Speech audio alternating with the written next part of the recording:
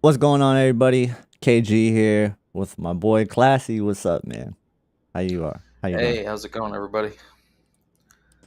It's been a while, man. Yeah, what, couple, 2.5, 3 months, something like that. Yeah, yeah, for sure. Been a, been a lot going on. Yeah, yeah, man. I think a lot of people have been asking about you, hoping everything's okay.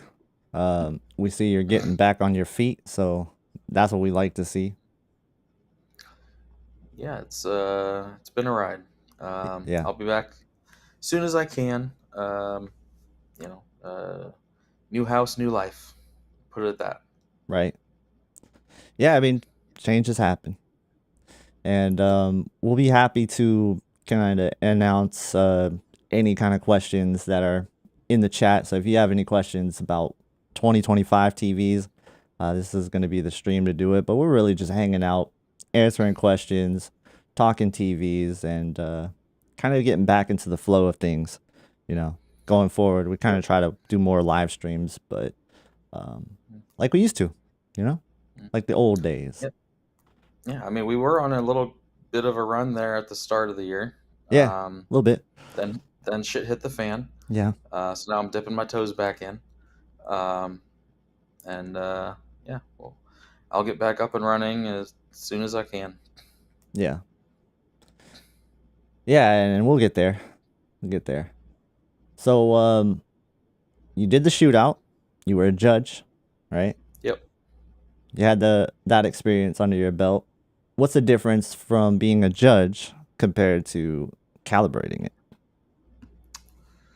Well, there was a lot more than calibration last year. So that there was coming up with scorecard content and all that stuff. This year there was just too much going on for me to have any real hand in it other than just being a judge. Hmm. So it was different. Um, the I have differing opinions than the way that it turned out, but I also understand the way that it turned out and why it did the way Hmm. that it did. Yeah. It's just the way the cookie crumbled this year. Yeah. uh, I know that FOMO had a stream with Dwayne, and that kind of alleviated a lot of the issues and so on. And like it literally there's no waiting. And like I know some people think there should be waiting between SDR and HDR, but the reality is that the majority of content out there still is SDR. So how do you weight that? You can't. Not I mean Right. not easily. So I mean, sure you could buy an entry level OLED and still have fairly close to the same level of SDR performance, but what really changed everything was the processing quality, the way things were tested, and so on. So at the end of the day, it just the overall winner I know gets all the hype and whatnot, but look at the categories. You know, Yeah. And SDR is really important to the people that are not only judging, but a lot of the people that are tuning into the reference shootout, because reference is a lot of it is in SDR because there's not that many people really grading in HDR in terms of the like professional world outside of, a few Hollywood movies and stuff, right? Like, I mean, realistically, it was pretty half and half. yeah. But you know, the thing is, most people are streaming content, and the streaming was aligned with the SDR side of things for the most part. There was some Yeah. HDR streaming, but um, and at the end of the day, like if most of you are streaming and you're worried about seeing macro blocking or loss of detail because of the way a certain TV processes low quality content, things like that. You know, I mean, realistically, that's what Sony does best, and that's Yeah. why they won. Yeah, no, and then that's something that I observe too when I have them like in streaming mode and looking at some of the differences. You could see the little fine details, the little differences that Sony does with their processing kind of makes up kind of the difference of everything that's going on.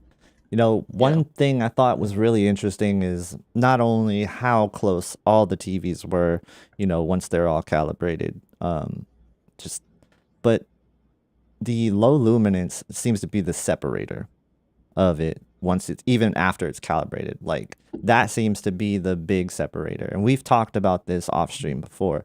But what are the biggest problems that you see with low luminance in mind? Not singling out a single TV, just what are the biggest pain points with that in mind? So real quick before I answer that, Yeah. I know a lot of people see that Sony won on SDR, but what they really need to see is Sony won on streaming. Um, the Sony does very well in SDR. The problems that it does have, it doesn't exhibit in SDR. All the displays obviously are capable of 100 nits. That's no problem. They can all be calibrated very well in SDR. The Sony does very well in SDR as it should, and the streaming is really what pushed it ahead.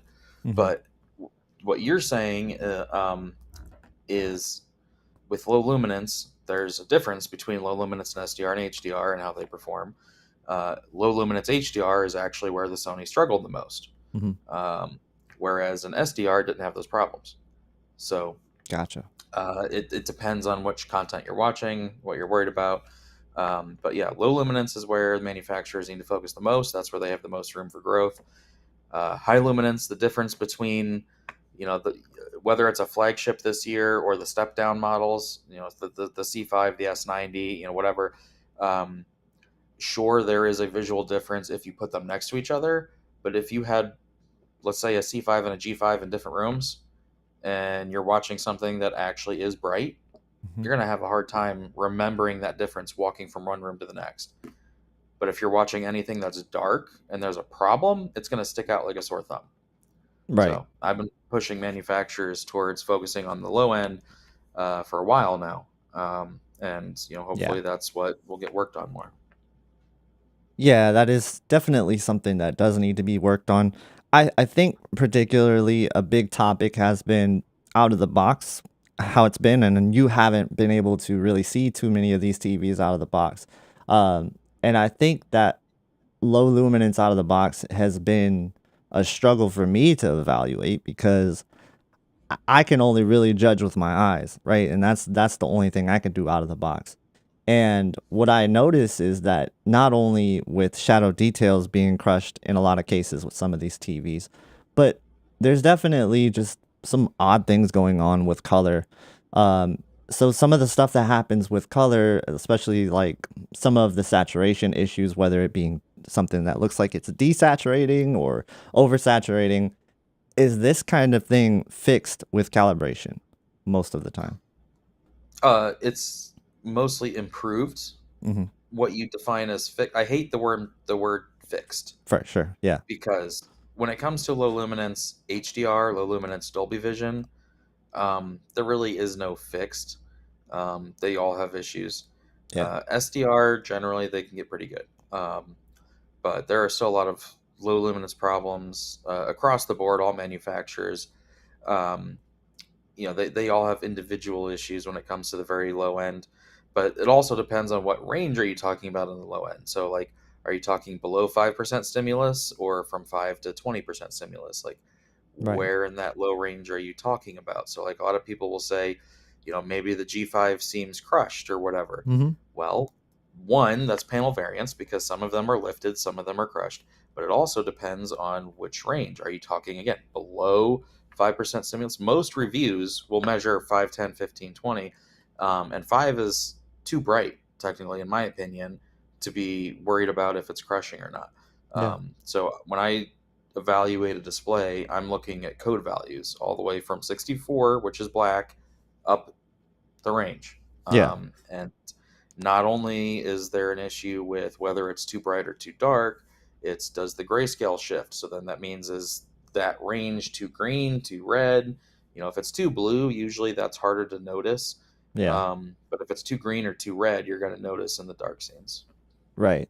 And we have seen that historically with some of these TVs where uh, a gray background will appear a little bit green or red in some cases. So yeah, that's something that I've always found pretty interesting is out of the box versus calibrated, and how much of it is helped. I should say, not fixed, because you're right. Like fixing something is definitely you know, a hard Hmm. task to do completely. Is if there's a problem with the TV, there's a problem with the TV. There's not much you can do with it, right?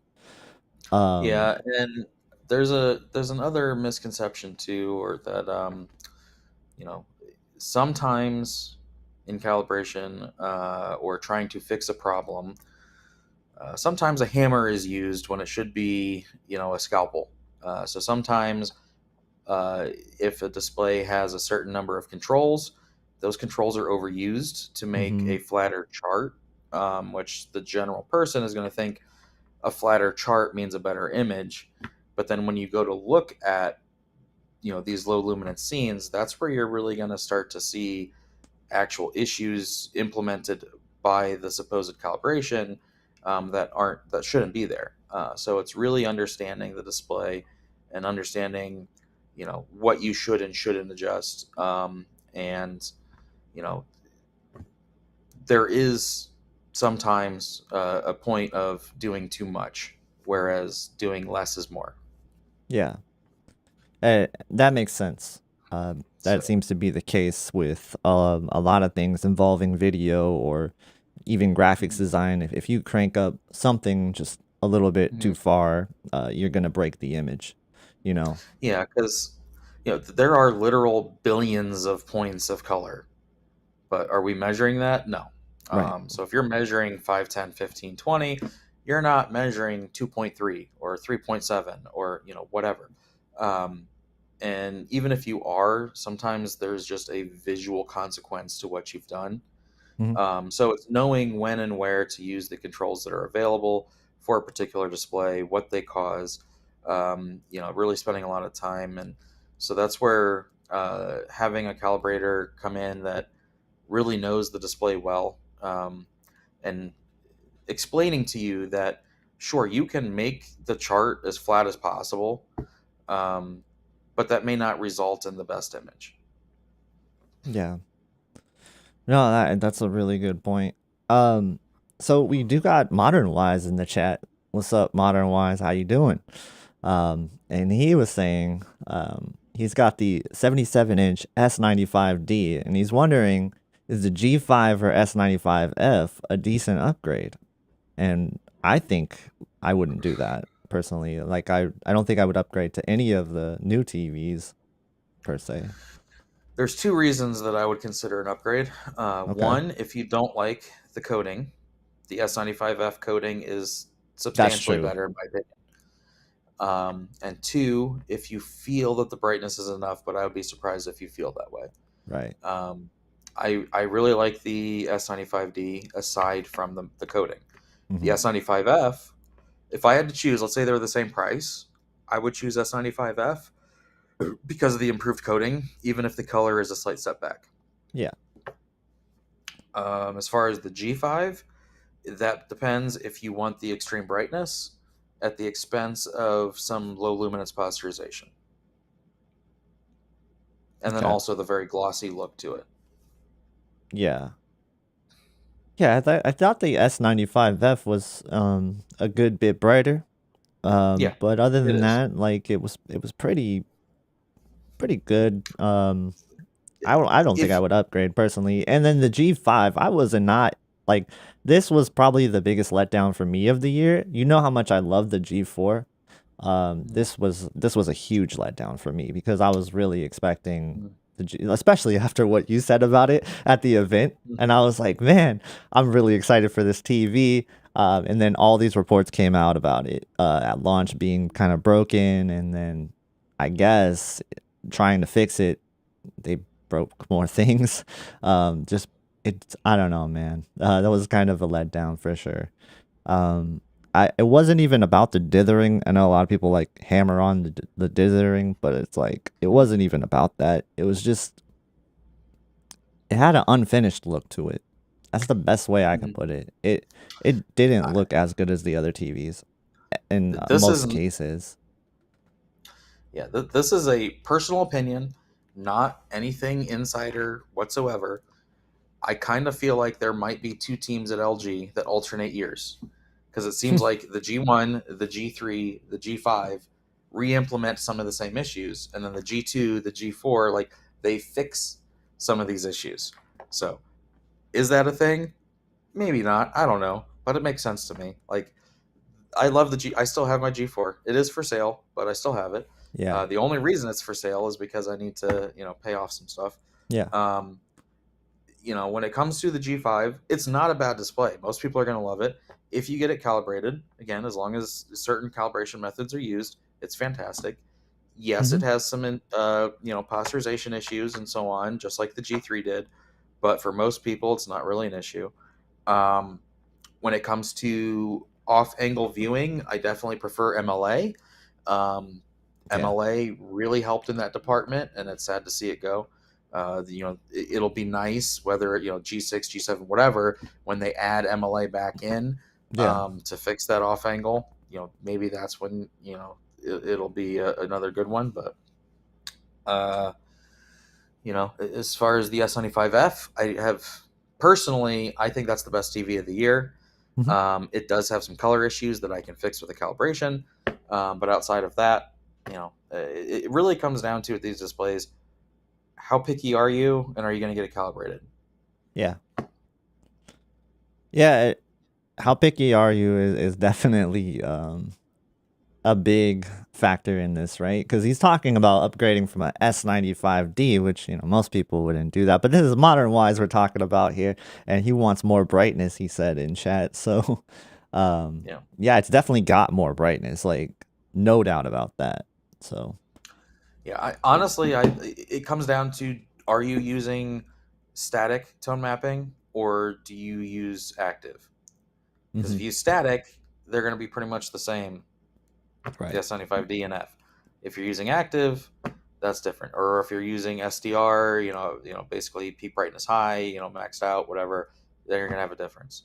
yeah, Um, and if you really want brightness, the G5 cinema mode, dynamic tone mapping on, like that's that true. pushes the Yeah, brightness to another level. yeah, that has been as much as I don't personally like the G5, that is my go-to recommendation for somebody who likes that type of picture presentation. So yeah, I mean they're kind of doing what Samsung used to do, but they have different ways of doing it, and I would say they're the most flexible in that range. Just a lot of different options, but the Samsung for me definitely is one of the cleanest TVs in terms of what you look at with the pictures on the screen. There's not a lot of posterization or posterization, or it's definitely a clean TV. So You know. yeah, So Modern Y says he uses active. So yeah, okay, yeah, there you go. yeah. A lot So of people do. I, I would suggest Modern Wise. If you want, you can email me. I'll tell you how. But if you know how to go in the service menu, you can adjust the EOTF roll. The tracking for whether you use active or static. So if you personally don't like the way that active rolls off at a certain point, or maybe it clips some highlights or whatever, you can adjust it. Mhm. So if you want to know how to do that, I can tell you how to do that. If that's something you don't mind doing. So gives you some flexibility. Because I know Cool. some people don't like the way active looks out of the box. Yeah, I'm one of them. I would definitely say it's very much in Uh, line with kind of how LG's dynamic tone mapping works. It's yeah. yeah, yeah. I mean, it's like um, it's kind of one of the things that I actually like about Panasonic's method. Whether Panasonic's awesome, yeah. yeah, even though they don't have a over brightening AOTF dynamic tone mapping setting, the fact that they have a slider, basically you just think of that brightness slider as an EOTF slider. Mhm. Um, that's how it should be, in my opinion, because then you have granular control. Yeah. Whereas, Samsung, you have static active available to the user. LG, you have DTM off, DTM on, but then you also have like cinema home, and filmmaker kind of react differently if it's on or so you have a few settings, but still not too many. Yeah. Whereas with the Panasonic, you just start raising that slider, or and then it's going to start raising the OTF with it. So that's a Uh, better method, in my opinion. wait, what Panasonic? I can't remember. Are you in the U.S. or are you in Canada? Because I don't think Canada gets it. But in the U.S., we got Panasonic again, and the Z95B. It's an incredible TV, and so that 77 inch is an option, and it is super bright, for sure. But I would say if you prefer that active look, the Samsung's better in that department. It's just going to be more impactful. Um, the Z95B does look a little bit flat when you push it in He that he's in direction. North Carolina. Okay. So yeah, you can get the Panasonic. It's just you Mm-hmm. can only get it from Amazon or from Amazon. Valley Okay. Electronics. Um, and then also he said that he likes active, but it loses detail. So that's the point. If you go into the service menu, you can adjust the way that it tracks, and try to affect that a little bit. Yeah. And we also got Caleb here. Hey, How's it going, Caleb. Caleb?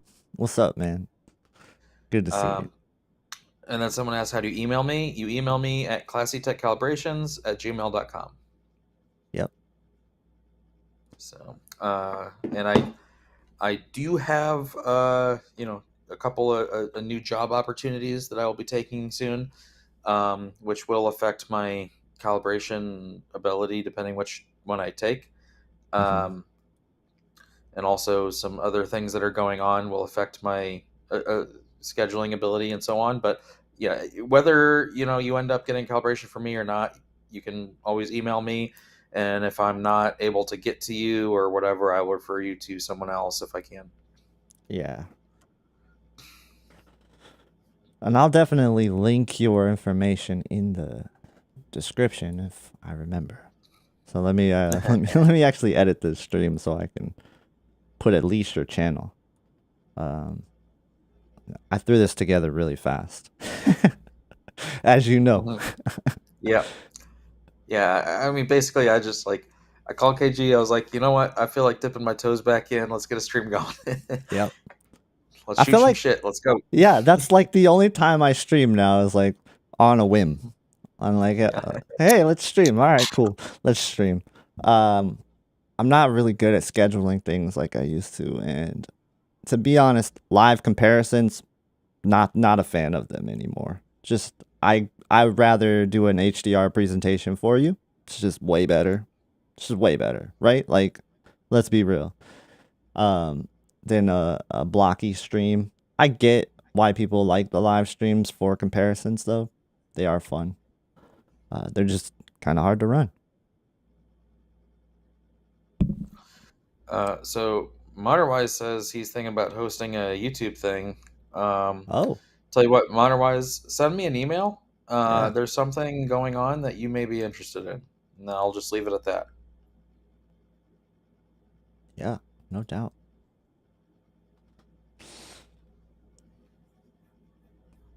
I just realized I have no description at all. Let me fix that.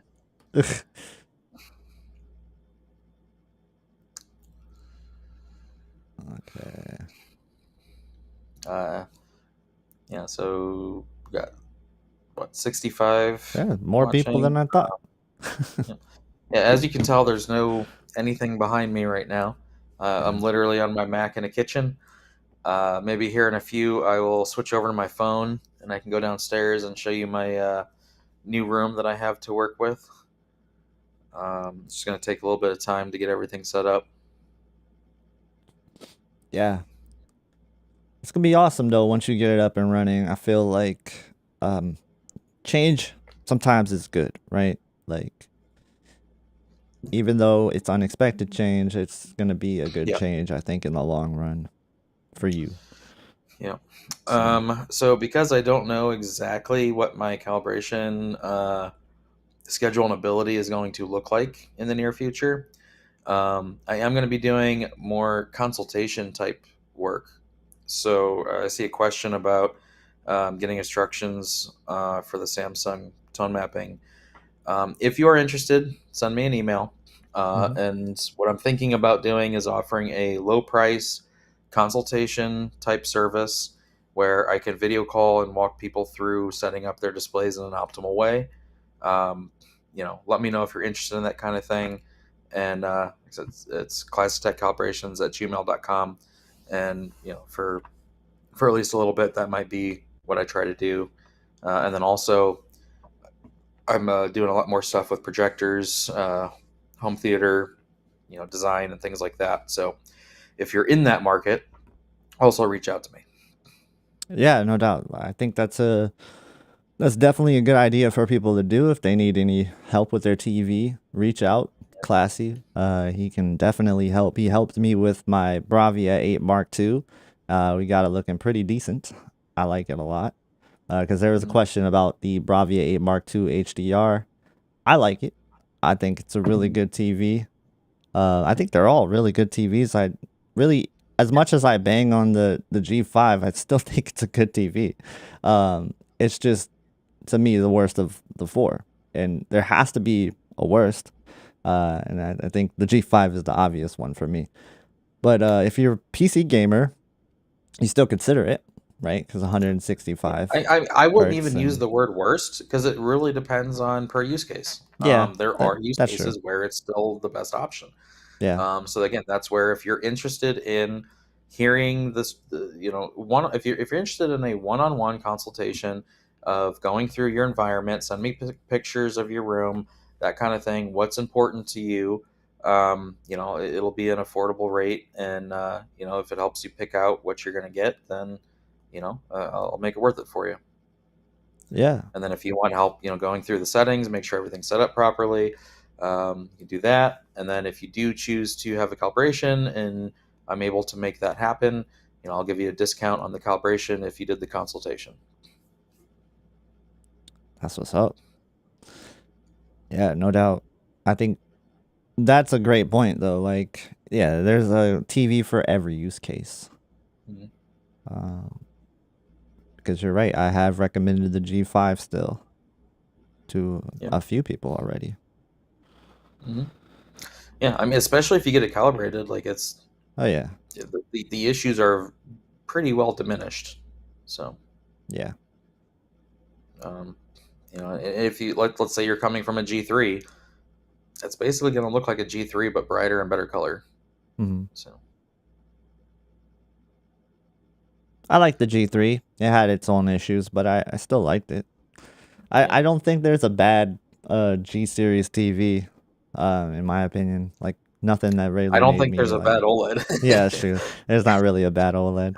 That's a good point. Although I have not seen the what's that cheap one? Oh, that's not true. Vizio OLED was kind Okay. of bad, man. Yeah, yeah, maybe that. And then what's the new cheap one that's like $600 or $700 or whatever. Oh, yeah. What? Uh, I don't know what brand that is. yeah, I have not seen that one, so I won't count that one yet. Yeah, they have reached out to me for a review, and I'm like, I don't know about that, man. um, yeah, I guess we'll talk a little bit about the new kid in town, Yeah, the RGB LED, uh, LCD.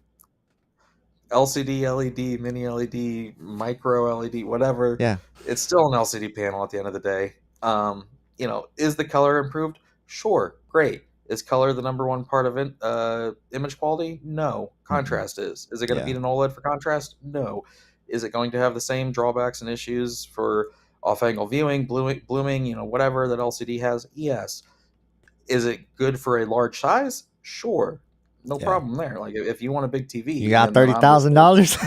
yeah, or let's say the 98 inches come in, below 10 or whatever. Yeah, That could be great. Like sure, true. but if you're expecting pure image quality to outclass an OLED, no, it's not going to happen. Yeah, yeah. No, I'm excited about it just because I get to cover it, and it's gonna be something that I do think that for people that like LCD technology, it's at least gonna be exciting, something to talk about that's not like dull. Yeah, It's and color is definitely still something to emphasize sometimes. I mean, especially when done right. yeah, it depends. So I do want to say, Caleb said Sensui. Yes, Sensui is the one I was thinking of. Oh, okay. Um, I was thinking of something but else. Yeah. So when it comes to color, again, this comes down to, are you using, say, filmmaker mode and accurate mode, whatever, when most content is greater than 709, are you going to see that difference? Most likely not. Mm-hmm. If you're using a different picture mode that's going to oversaturate colors and whatever, sure, you can. That's why these TVs are being demonstrated in vivid mode. Um, Yeah. but or with specific content that's going to go far out in BT 2020. In reality, most HDR content, and I'm talking 99% plus of HDR content, is 709. So, or maybe a little bit of P3. Like, worrying about BT 2020 color, it is extremely difficult to find scenes that are actually going beyond P3. So, are these RGB displays really going to be showing that difference in real content? Not too often. Yeah. Yeah, no, it'll be interesting though. I think what I'm excited about seeing is how much they can push the color at high brightness levels. You know, that's what I want to see because I haven't seen that from an LCD TV before. Um, Yeah, so the that, problem is contrast has a big role in that, yeah, and that's true. that's like I don't know. So like people think that like the OLED demos where like 80% of the screen is black, Yeah, and then there's the honey dripping or the flower or whatever in the middle. right, That is the easiest stuff in the world for a local dimming display to do because it only has to light up so many zones. right, because it just Those are not blacks a good out test. the, That's yeah, not a good test for a local dimming based display. yeah, A good test for a local dimming display is a very dark real world scene where the zones have to be on, but only at a certain level. So that's where it's going to be interesting to see how these displays do. And from what I'm hearing early on is that the blooming performance may be it's going to be colored blooming, but there's going to be more of it because it's 3 pixels instead of one, so additional processing needed. So you're yeah, going to need technically 3 times the zones to equal the same blooming performance as a traditional mini LED or whatever. So yeah, it's going to be interesting when you put up those very dark scenes where it's mostly just grays, if it makes anything better or worse. true. Yeah, that'll be really interesting because there's a lot of kind of speculation on that whether or not it's gonna help.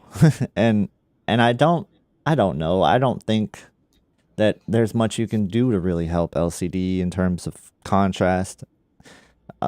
More dimming zones is only gonna help so much. I mean, you just when you're comparing it to a self emissive display, at the end of the day, it's not gonna beat it. Like it just won't with contrast in mind. So that's the hardest Mhm. thing uh for people to realize, I think. Yeah, yeah, and at the end of the day, contrast is king. That is the number one thing that our eyes see, and Mhm. uh, like the thing that they could do for LCDs, obviously, is like the reference monitor dual layer LCD that would help, which Hisense did try in 2021, I think it was, with the L9, or wait, what was it? No, hang on, U9DG, was that it? Yeah, it was the U9DG, I think, that had the but that the in or the response time of the pixel response time was so slow. It had massive ghosting and just other issues and stuff, and it's so expensive that it just hasn't been tried again. Yeah. Um, let's see. Caleb said something about gamut rings. The problem with gamut rings is the same problem with most measurement options. Is it only shows a small slice of the pie. Mhm. Um, that's something that even if it accounts for a high percentage of Rec 2020 coverage, the gamut rings still only show the like outer edgeability. Um, so like if I measure so like a WRGB OLED. Let's not even count the G5 yet. Let's go back a couple years. Whether it was a G2, G3, G1, A90J, whatever. If you were to measure say 10% stimulus, you would see an atrocious looking saturation chart, from 10, 20, 30, onward. Uh, so it's a very small, slice of pie of the overall image. Gamut rings are nice to have, but I don't even bother with them because it's only really showing a very small part of what I need to see. Yeah. Yeah, no, those I was just thought those are interesting. Um, they just started adding that to Calman, right? Is that what it Yeah, was? Yeah. yeah. I mean, and they've been around in other software and stuff for a while. It's just it's like, yes, it's additional information, which is nice, but there's other things that are that I focus on anyway that are more representative of real content. Oh, okay. He said in a vacuum, it's a bad idea. And he thinks that it's potentially the next buzzword to run away from us. Yeah, I mean, Hmm. maybe. Yeah, that's a good point. Yeah. Yep. A lot of people forget that color is three dimensional, Yep. and so that kind of helps with that aspect a little bit because it's more luminance based. But um, it's just that's why like I will do full saturation sweeps at various stimulus, which is luminance levels, to try and grasp the display's ability, and where like a WRGB OLED should have around 75 to 77% of BT 2020 coverage, but as that stimulus or luminance drops, you're down in the 60% range or lower, which is basically Rec 709. So in dark scenes, those displays can't even show wide color gamut. Yeah. Hey, we got D Nice in the building. What's up? Okay. How's How's it it going, going? Dwayne? Um, We got more let's people see. than I expected tonight. Let's see what we got here. Someone asked a question about the service menu.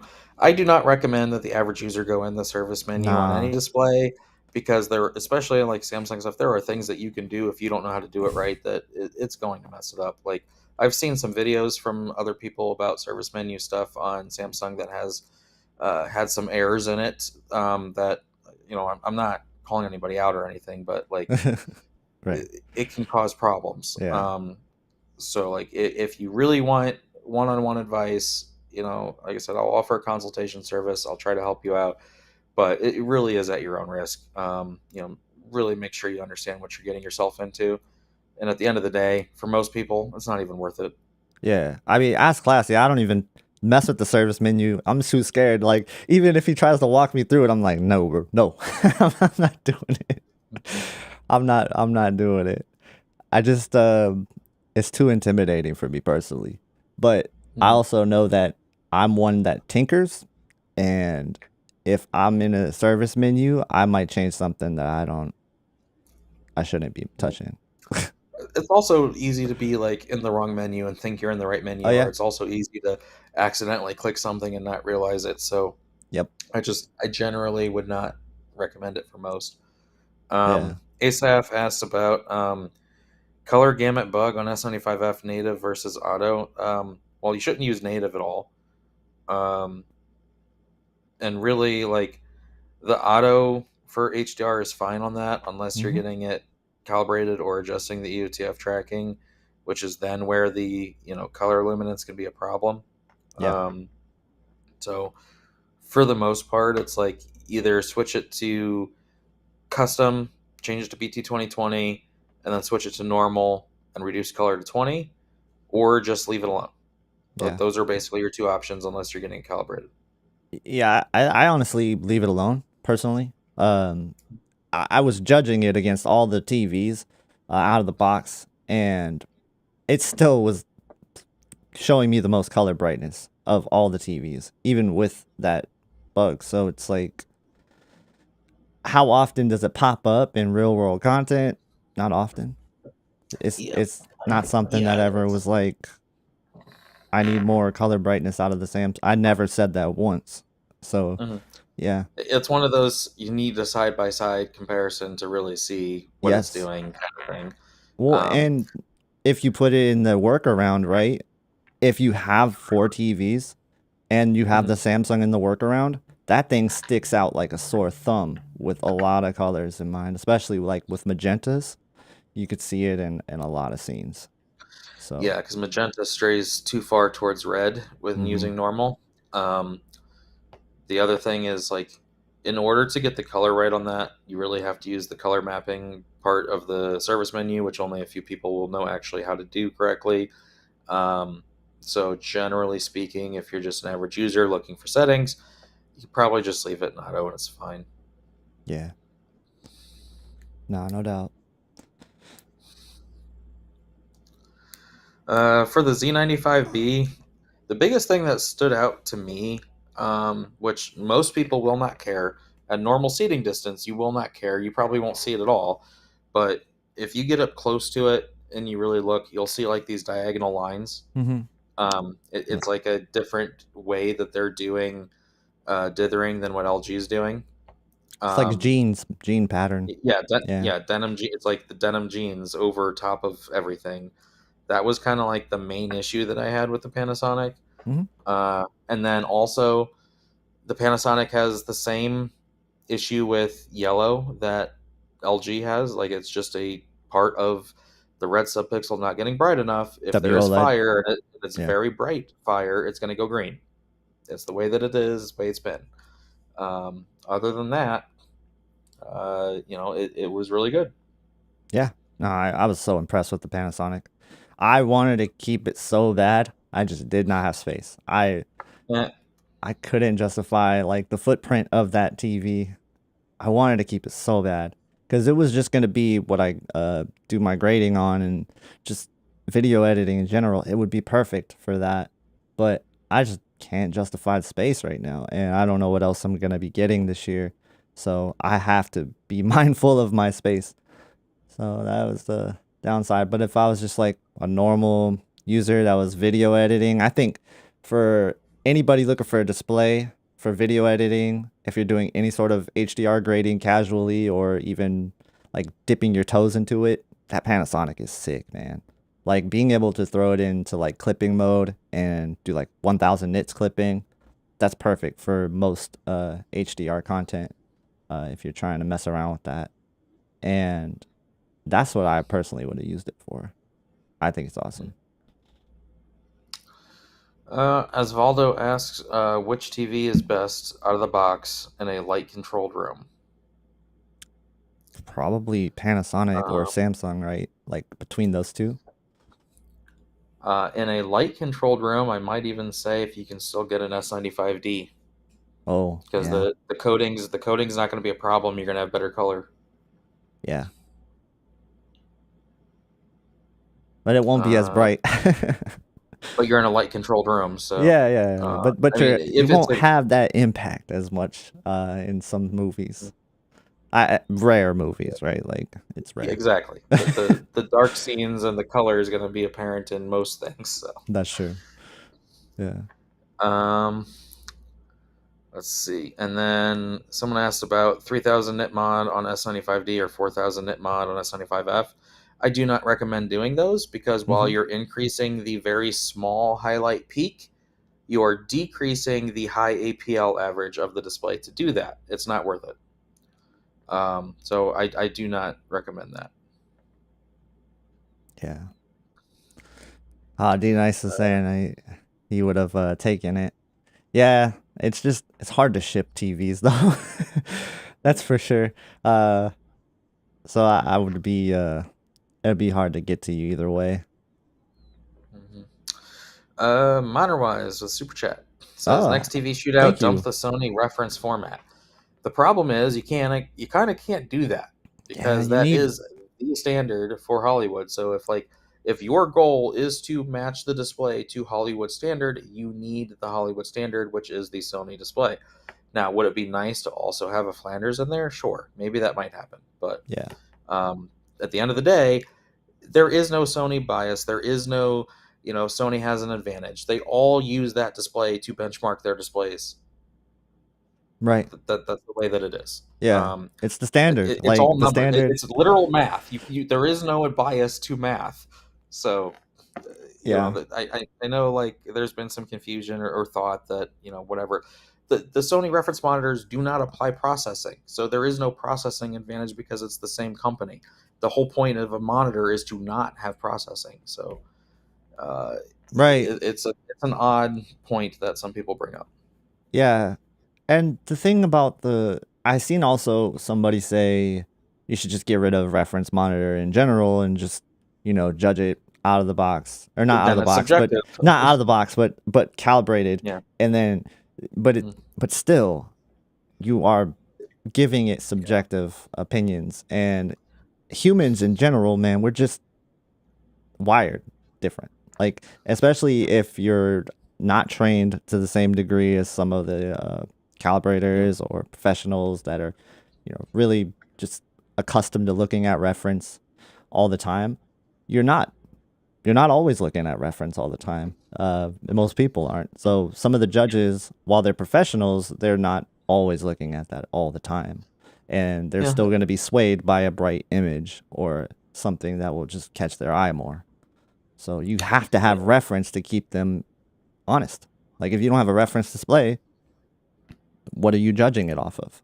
Yeah. I mean, and then also the point of that event, originated and from its origin was for professionals or enthusiasts. Mhm.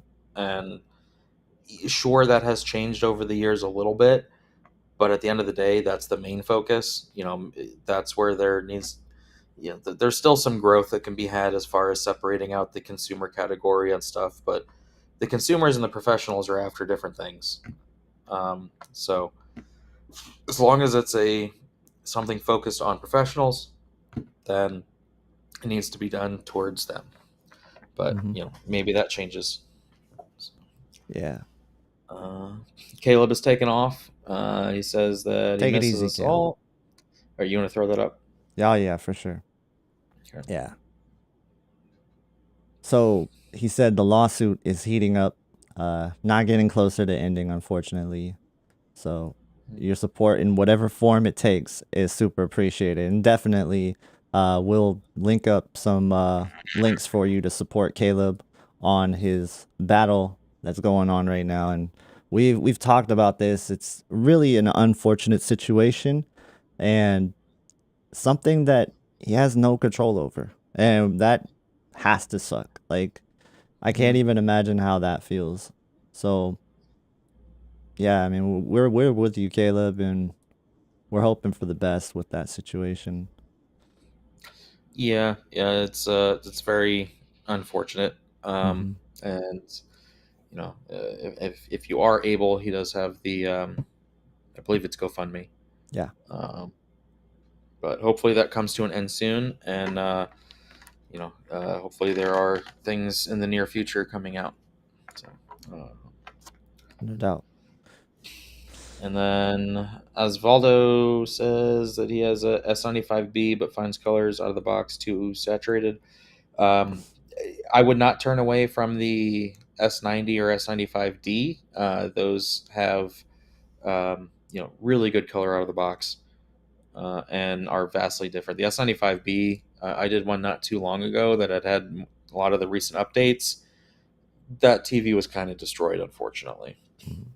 So if you have a modern firmware update on an S95B, don't let that sway you from a newer Samsung. Luckily, the years after they have not done that. Um, I just always consider the S95B, the B stands for beta. Yeah, and I have linked the GoFundMe for Caleb in the stream, so definitely check that out. Give him some support if you can. Anything counts when it comes down to these. So Mm-hmm. yeah, unfortunate for sure. Smartphone calibration on the Samsungs is trash. Do not use it.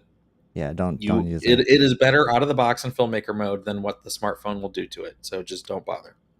Yeah, I remember when it first came out too. It broke your TV. Well, Yep. not your TV. Was it your TV? Somebody else's TV broke, but It broke a lot of yeah, TVs. yeah, yeah. It was It bad. either makes it worse or it breaks it. So just Yeah, don't bother. just don't do And it it. was like very picky about, like, I had a Samsung, whatever phone was new at that time, and Yeah, it didn't even work with it. Yeah. yeah. No, that was trash. Don't do it. Is it worth going G4 to S95F? No. No, no, not at all. If you have a G4, keep it. Yeah, I I'll love tell you the that. G4. Yeah, that there are things that are good about the G4 that any TV this year can't beat. Of course, there are other things that it can, but the G4 is still a very solid option overall. Yeah. And if you need a G4, Classy's selling one, 83 inch, and he'll Yeah. calibrate it for you. Yeah. Yeah, as long as you're within 8 to 12 hours of Northeast Ohio, Hmm. I'll deliver it. I'll do a fresh calibration and help you set it up. So, Definitely. yeah. So again, email me classytechcalibrations@gmail.com. I would take it Uh, if you want to drive to Washington. I don't know. I might have some extra time on my hands. No. I couldn't imagine that trip. Like, you're just hauling an 83 inch across the country. I mean, That's I've driven 35 hours straight before, so with an 83 inch TV, though? no. Okay. Yeah. But I know at you least like it the fits on drive. my You pilot. are definitely holiday road over there, for sure. You be driving, man. Well, my new job opportunities, I will not be driving as much. That's for Right. sure. Uh, You did a lot of driving in your life. yep. I think I've averaged around 120 to 130,000 miles a year for the last however many years. Dang, man. That's wild. Uh, is the G5 good for SDR viewing? Super unlucky with S95F. Failures with D and F. I feel like when it comes to failures, the percentage rate is roughly the same across all manufacturers. Samsung just typically has a higher percentage reported because of the fact that they have more market share than pretty much everyone else combined, or close to it, or whatever it is. Like, don't they Yeah. have like 40% market share still? Like, of Yeah, course it's you're going to hear something more ridiculous. failures. Yeah. Yeah. So if you have a Samsung fail, it's just, it's still the percentage rate versus another brand is about the same. Yeah, I mean, go Um, on the forums. You'll see everybody's TV breaks. You just get bad lemons out there, unfortunately, and lemons in more cases than just like your TV breaking. Some of them just mhm, shadow detail don't break in at all, man. Like the mhm, TVs just don't function the way they should. And that's unfortunate because it's hard to know that, like whether or not that's gonna happen. But mhm. yeah, we've seen some pretty bad units over the years, especially with uniformity too. Mhm.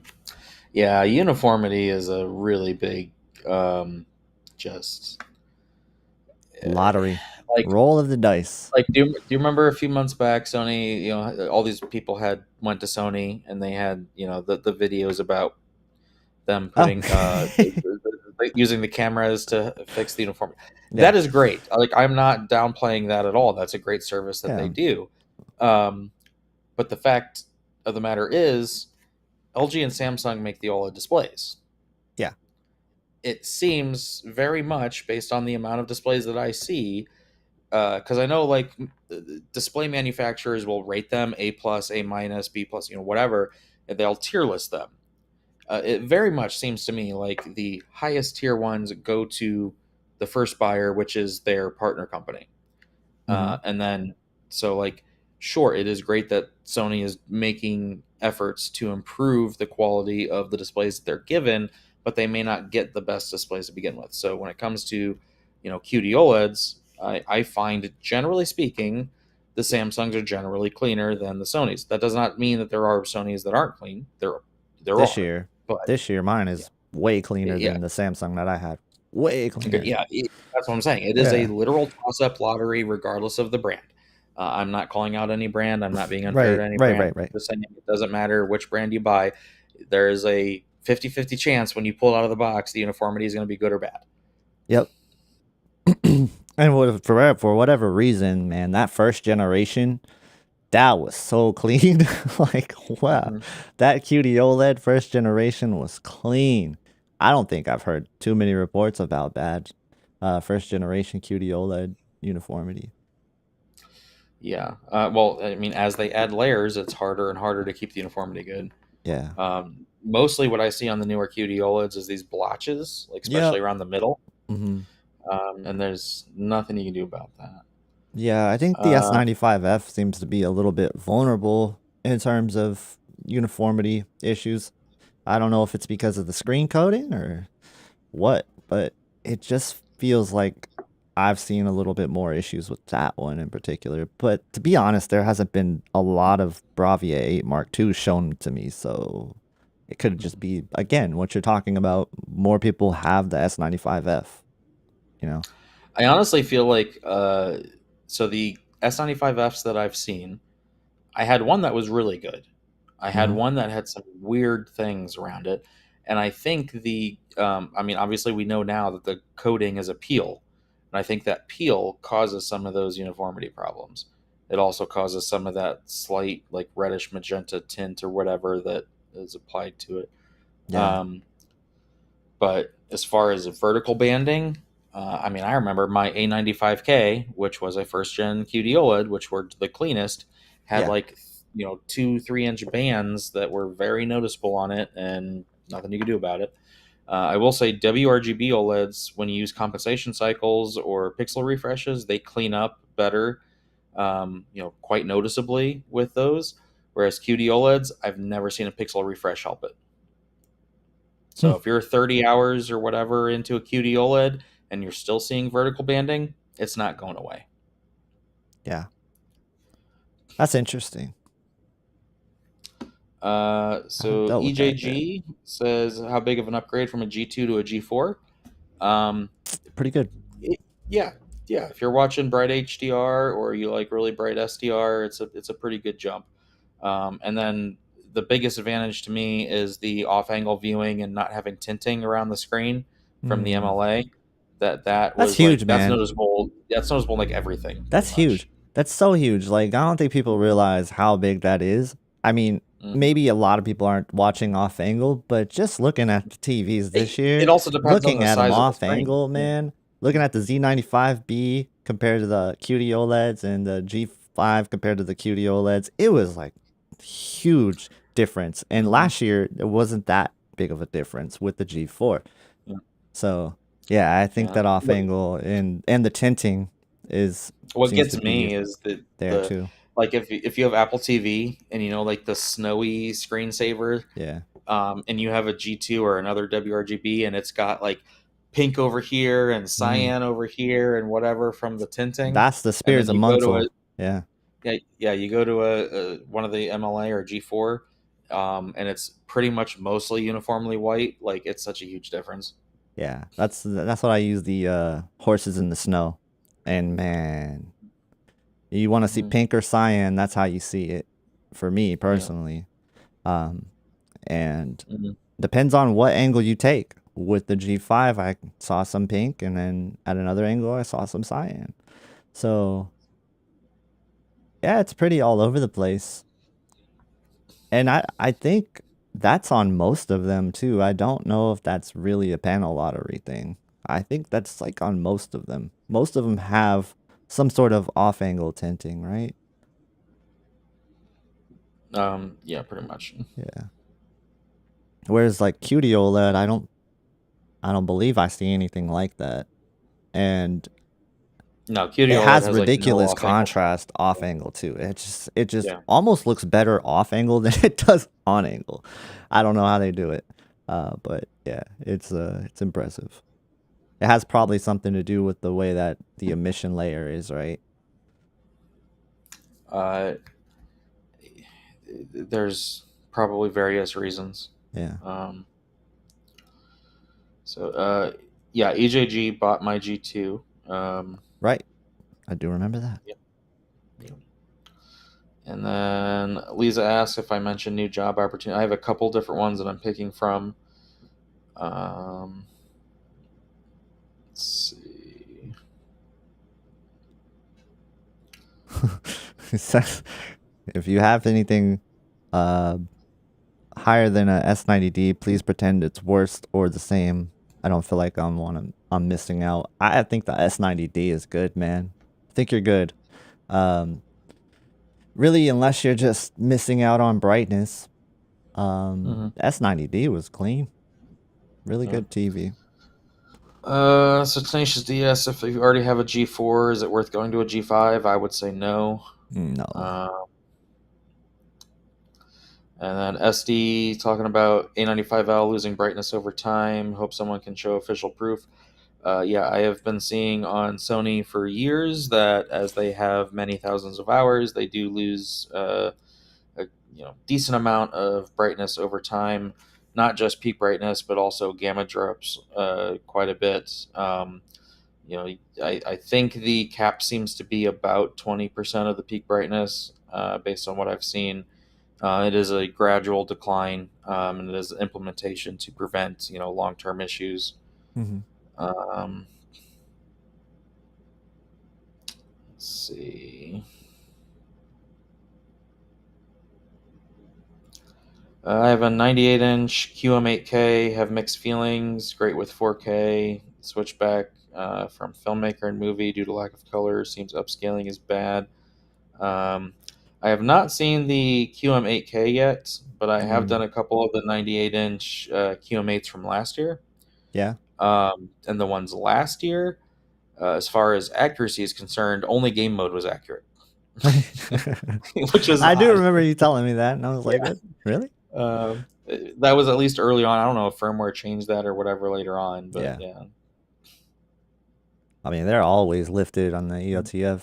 Always. Except for game mode, and Right. that's if you turned off tone mapping. Yeah. Modern Wise says he ordered the S95F to replace his S95D. Blames me for it. All right, I'll take that blame. Nice. Hopefully, you used one of our affiliate links. Hopefully, um, if those even work anymore. that's true, right? I don't know. Yeah. It's a good question. Do they work? We'll see. Yeah. So far for me, it's not. Yeah. Um, Where? Let's see. Here we go. let's see. QD So OLED get to a point where brightness level it cannot exceed 5,000 nits, or is there another tech around the corner that is not micro LED? So the thing about micro LED that I think a lot of people misunderstand is how good it actually is. I think QD OLED's better, like better looking personally. It's just me. The only thing I like about micro LED is that it can get full screen brightness really get up there. But other than that, man, I like QD OLED better. I think for the most part, it just looks better for a lot of times. But other than that, what were we talking about? So QD OLED, will it exceed 5,000 nits? what content do you need that for? Yeah. That's the problem.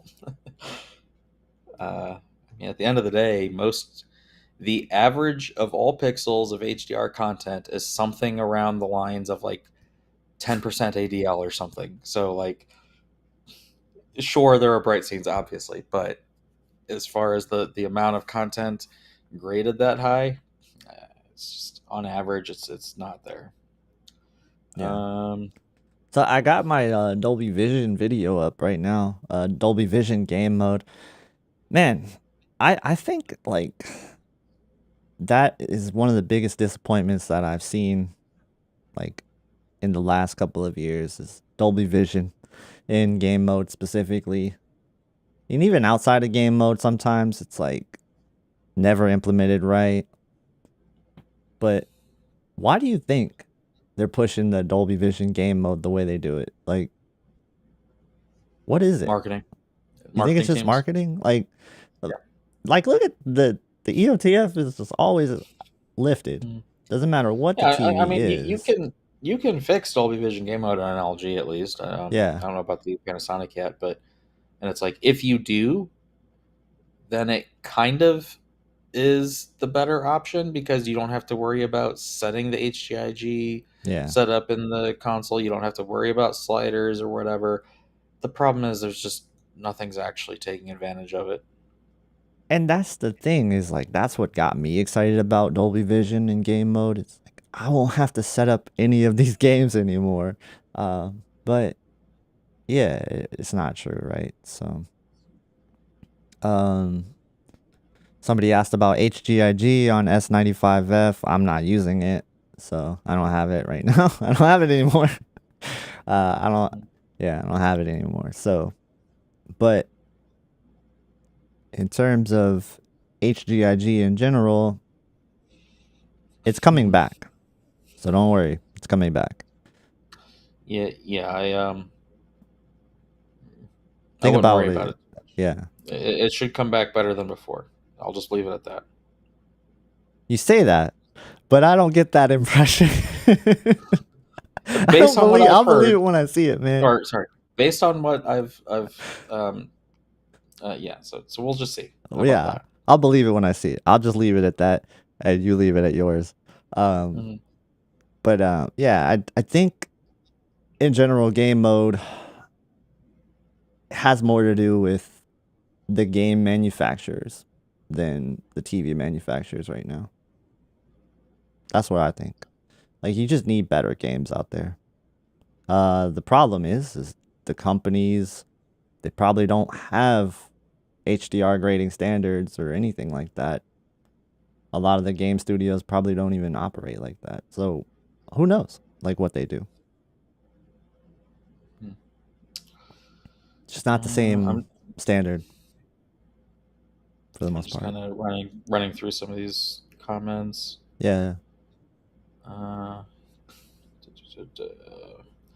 yeah, if what is done what I expect to be done, Samsung should have the just hands down best game mode going forward. We'll see how it's implemented. Yeah. And it might not be this firmware. Like this firmware might just be like, hey, here's game HDR back. Um because like time, it takes time to like get all this stuff out there. You need certifications and all kinds of stuff that I don't know about. All kinds of red tape they have to go through.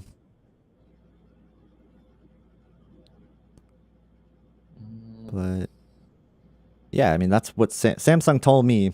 They're re-adding game HDR. That's what they told me. So uh, I think it might be a I'll little leave it at different than that. that, but yeah, we'll see Yeah, what happens. I hope it is. Mhm. I hope you're right. Um, on means example. So DJ is saying, I noticed videos of TV brightness differences that are brighter than the panel you are viewing on means exaggerating the brightness differences exchange in nits. So basically what you need to know is if you're watching a video of TVs, Mm-hmm. the brightness that the TVs are capable of is much higher than that of what the camera or the dynamic range of what the TVs are showing is higher than what the cameras can capture.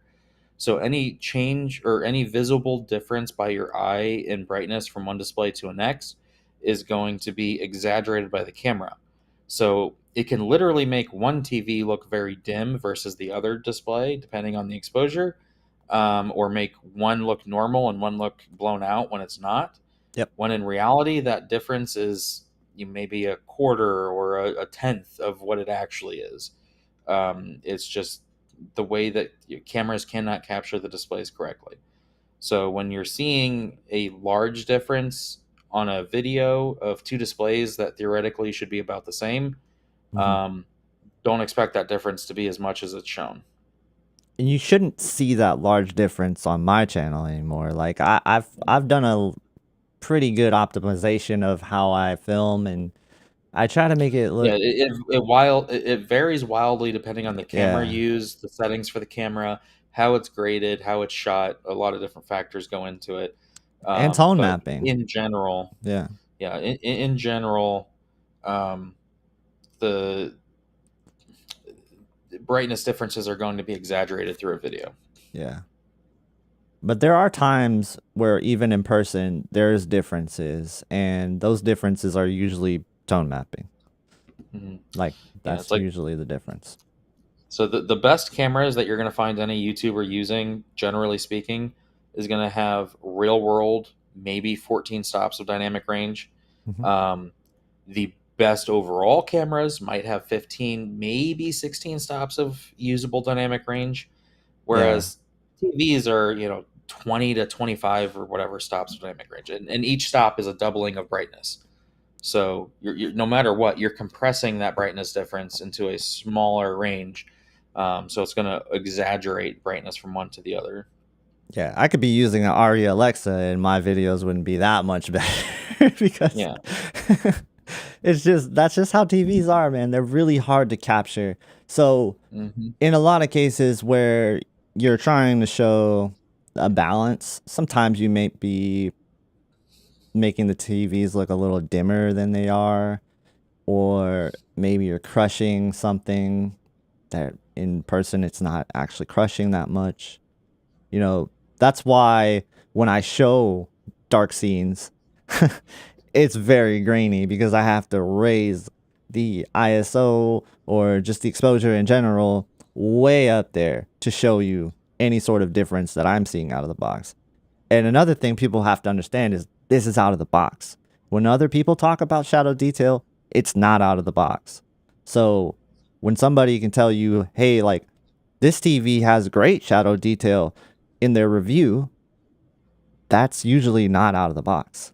So, and then there's so much variance out of the box too. So everything that I'm saying out of the box isn't going to necessarily carry over one for one too. There is variance with that in mind.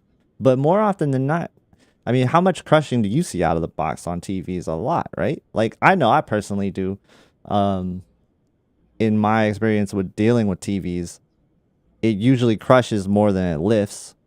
That's for sure. Depends not only on the brand but of the sample.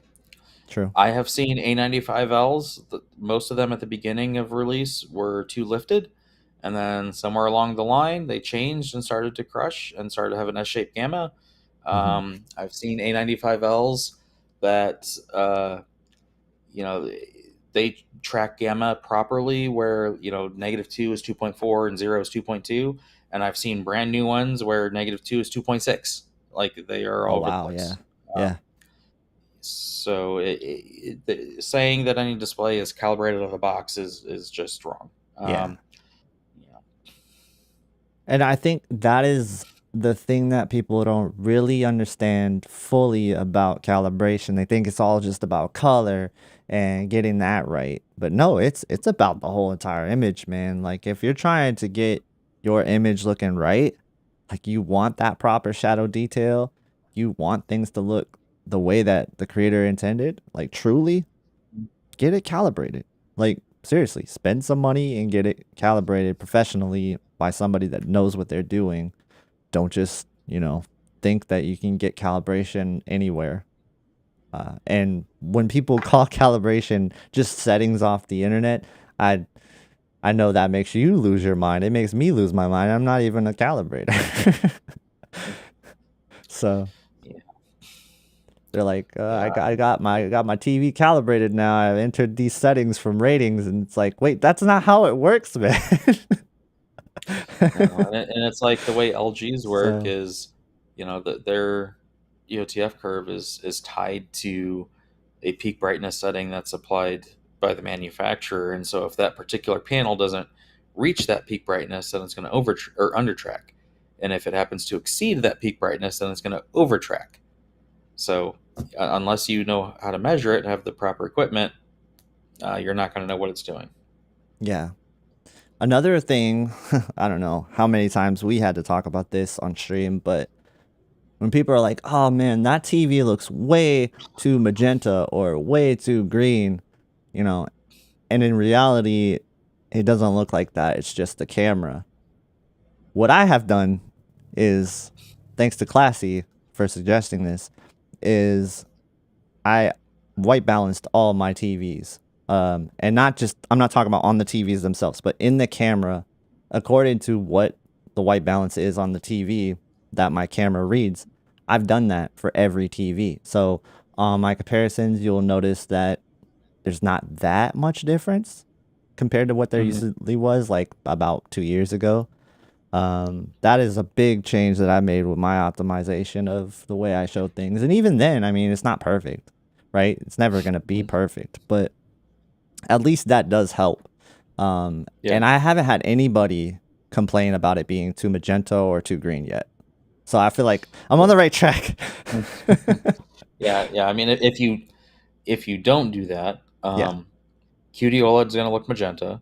WRGB is going to look greenish blue. When in reality, if you were to calibrate both of them to D65, they would look the opposite. Mhm.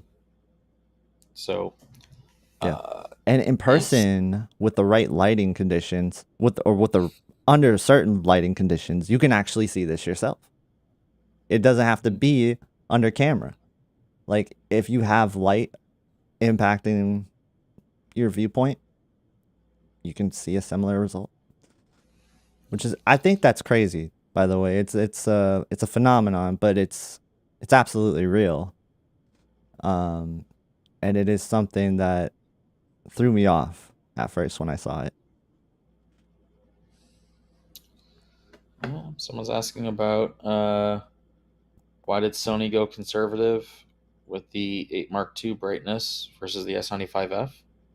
I mean, technically the 8 Mark II is kind of like still named their like middle line or OLED display, so they're also trying to keep it in line with the A95L to some degree because the 77 is technically still their flagship OLED in a way. Um, and Yeah. then also just long term trust of the panel, not having issues, not having warranty claims, things like that. That would be my guess. You know, I want to push back against that again. Like, I don't think it's conservative as much as people think.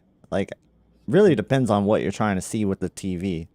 Like, yeah, I if mean, you're people looking always at the, think of peak brightness numbers and thinks that means yeah, how bright the TV is, and it's not. it's not. Like if you throw it into a mode that's going to lift EOTF, it'll lift EOTF just as much as more than the others. So like the If not average more. APL brightness, Yeah. yeah, the average APL brightness in that particular use case can be as high as the rest.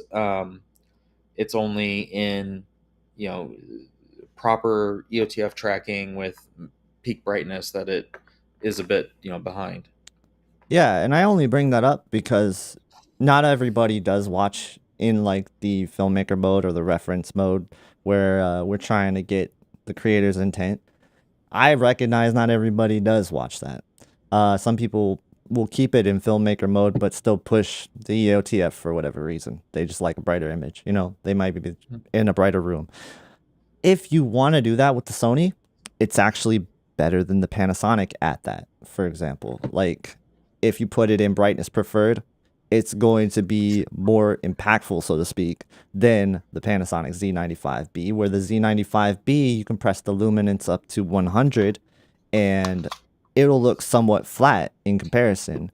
And that's just the way it is. So Sony definitely has a way to punch above like what the brightness figures are out there, and it's very much in line with the other TVs at pushing the brightness if you need it to. Mm. I think the biggest problem is that maybe it falls behind the S95F in real content. Like when you look at some color brightness examples, like you Yeah. certainly will see that in like Mad Max. Yeah, Um, it's in line with the S95D when it comes to the yeah, extreme end. right. That's what I was thinking too. It really felt more like looking at the S95F next to the S90F this year, Mhm. in that comparison. So, but it absolutely can push it. So I don't think that it should be knocked totally for that. And I think that's what people mean when they're looking for the brightness. You know, I do. I really think that's what people are looking for when they're talking about brightness. Is they push it in those modes. Because otherwise, why are you really asking about brightness? All these TVs are really capable of delivering high peak brightness for movies and real content. All of them, like even the S90F to a degree.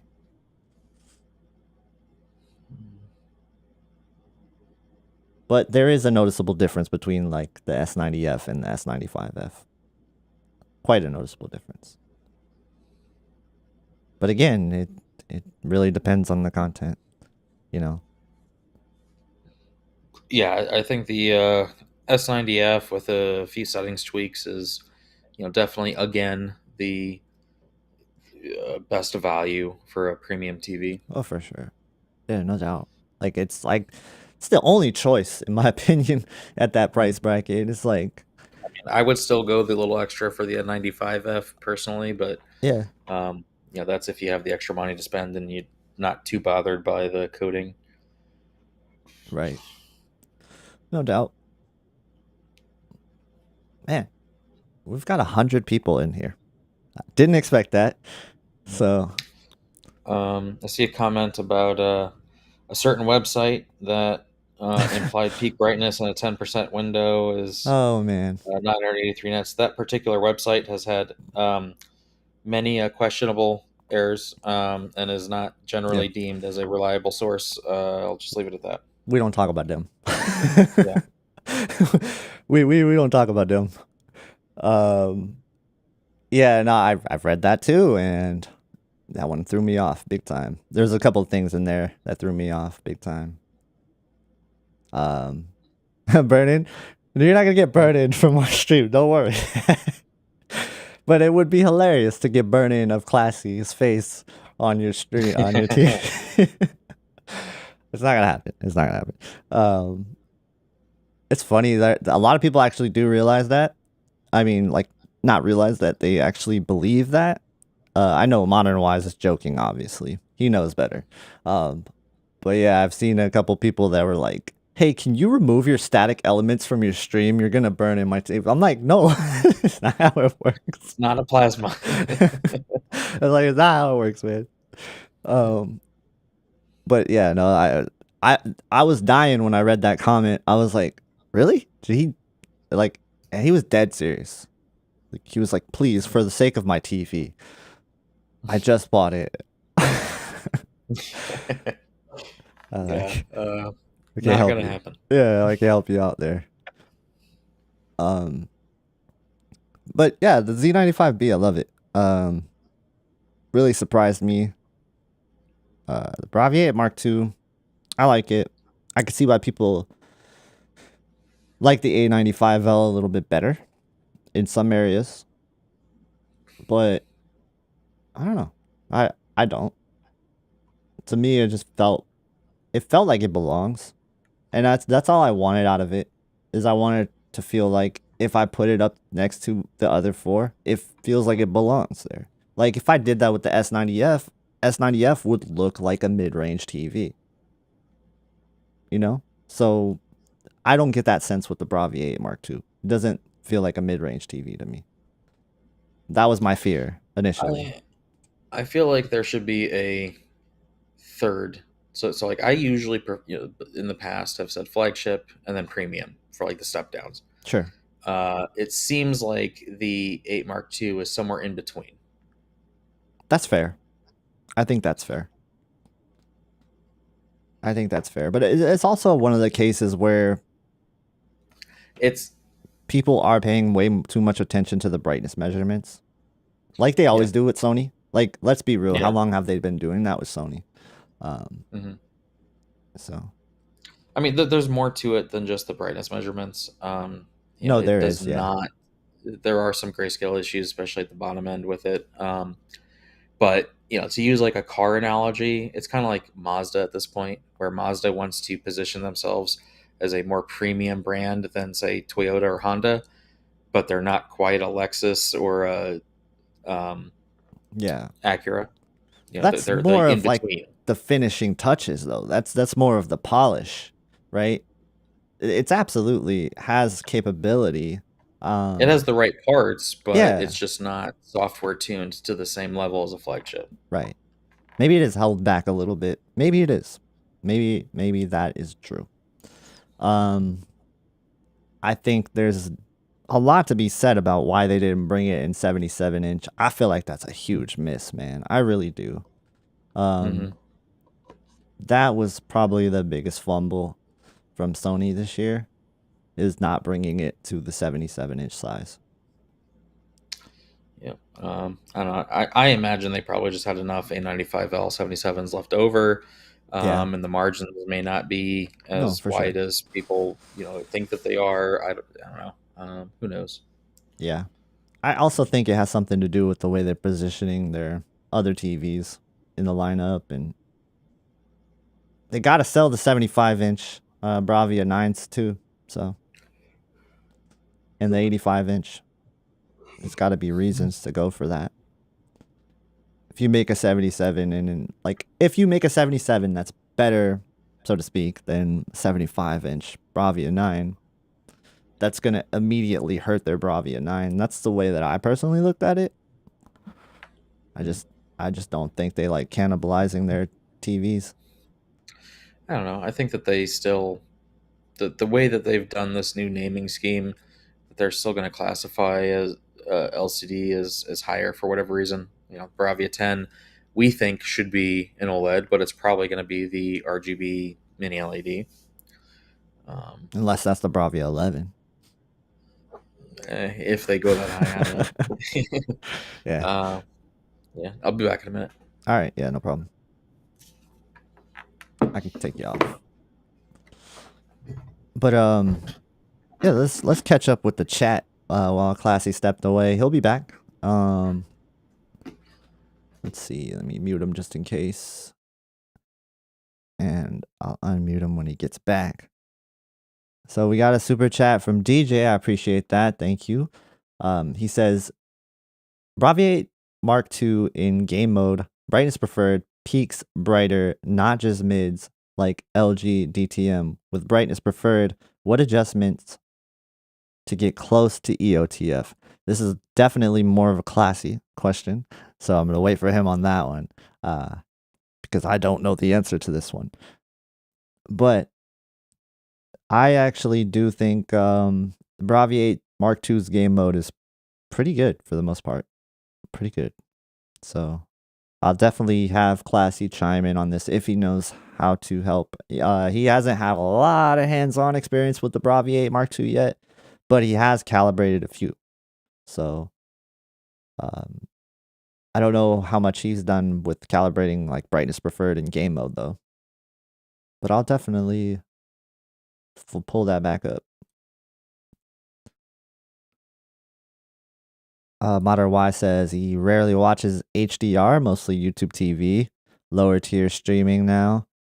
Did you ever make an SDR comparison video? So I do actually want to make that SDR video upcoming. I have a lot of stuff planned actually. I've filmed so much with these TVs in mind, so much. So I have some stuff with SDR in mind. I have some stuff talking about the dimming, how that affects SDR and HDR and game mode. So I've got a couple of things coming up. We've got the gaming TV comparison coming up. A lot of stuff I filmed, a ton of stuff. So yeah, this is just going to be the catch-up month, pretty much. I don't have any more TVs here other than the Bravia 8 Mark II.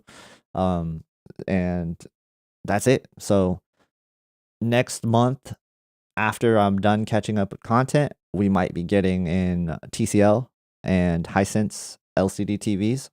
So if that happens, I'll definitely let you guys know. But no promises on that. And I also think we're going to add... so I clicked you off, but I'm trying to think, how do I click you back on? All right, you're in. I can hear you, by the way. Yeah, I'm back. Okay. As I just cloned myself. All right, there we go. We got it. So there was a super chat that I couldn't answer, but maybe you could chime in. Okay. It's right here. You can read that. I already read it out loud, so. Yeah. So peak brightness should not change with brightness preferred. If you're seeing a visual change, and it may not just be a actual code value that high enough in that particular highlight that you're looking at. But if you just want to use brightness preferred, I don't know, you can try dropping the gamma a little bit, but generally speaking, it doesn't work that way. Mm-hmm. I mean, the peak brightness is the peak brightness. Yeah. Let's see. Anything else? I haven't seen any questions for you specifically. Um, I can look. Number two, gaming TV. What's the number 2 gaming TV? Knight of Cipher asks, number two, gaming TV. Oh, Sony, Panny, or LG? depends on your preference. Like, it really depends on what kind of gamer you are. That's truth, man. I think that I could recommend all 4 for gaming in some degree. So, if you're a console gamer, they're all relevant. If you're a PC gamer, I think there's 3 that are relevant, maybe 2. So, it really depends on what kind of gamer you are and what type of picture you lean towards. I think that Sony does some magic in game mode that fixes a lot of problems that I have with console games. So I like reality creation in game mode. I think it's awesome, but not everybody views it that way, which I respect. And there's also Game Motion Plus, which I love that too. So I mean, there's a lot of different things each TV manufacturer does in game mode that really does their own thing. And I will say this about both the Sony and the Panasonic, that dynamic tone mapping algorithm that they have, it's really good. I like it. It just seems to work for a lot of things. And it also does that in game mode as well. But the Panasonic, you can set that to clipping mode, where the Sony, you can't do that. So it really depends on what you're looking for out of your game mode. Because some people are strictly, I need HDIG or bust. And some people don't even use HDIG. Some people just use dynamic tone mapping, active, things like that. So it really depends. I probably gonna make a video about it where I like list my rankings based on what type of gamer you are, because I do think it's that nuanced when they're all that good. Goes back to the consultation thing. Like, honestly, Yeah, I haven't gotten to really play with the Panasonic yet, but oh, it's amazing. as far as the best gaming TV, I would still put that as the Samsung. Yeah, it's fire. The Samsung is so good.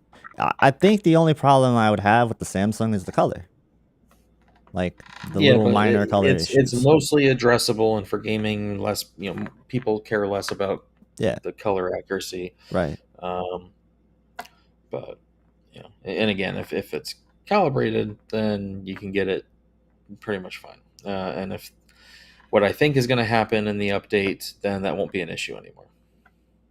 Ooh, ooh! Don't be promising things you can't keep. Hey, it's not a promise. It's a I if know. I I'm just think joking. it's I'm going just joking. to. I'm just Yeah. joking. I'm trying to get you in trouble, and I shouldn't. I'm sorry. But yeah, no. Let's hope. But that's about all it is hope. Don't get your hopes up. So what if you're rocking an SNES? That's a good question. You know, Sony has this thing where you can like stretch the picture, but it doesn't work as good as I thought it did.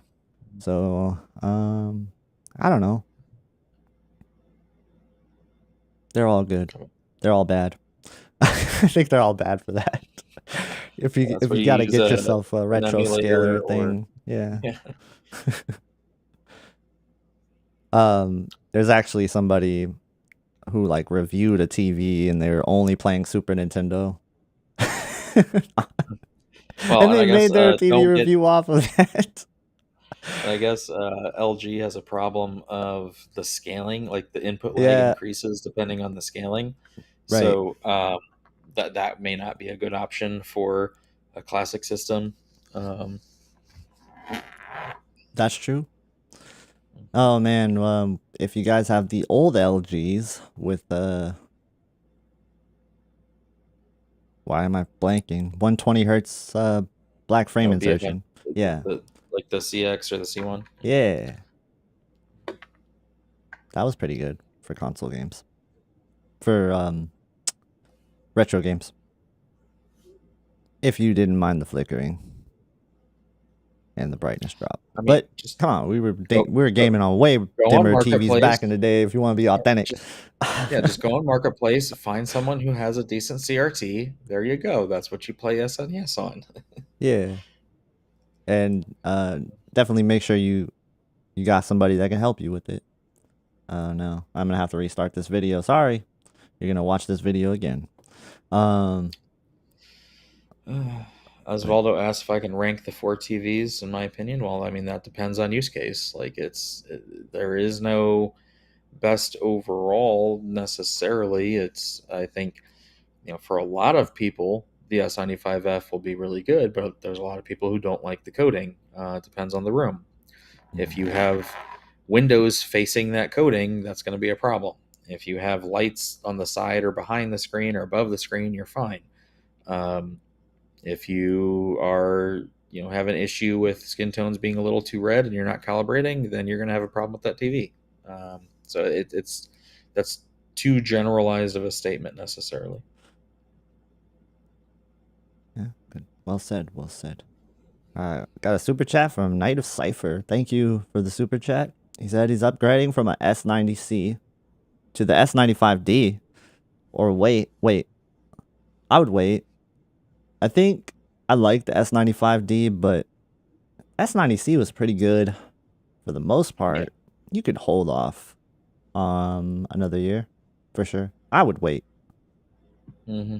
Yeah. Thank you for the support. Oh, he means S95F, not S95D. I mean, yeah, I still think I'd wait. I think the 90C to a 95F is worth it. It's a good jump. Yeah. Depends.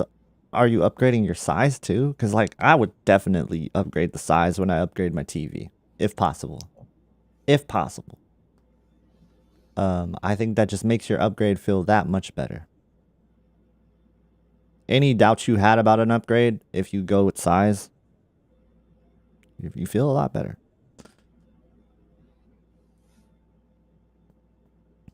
Oh my goodness.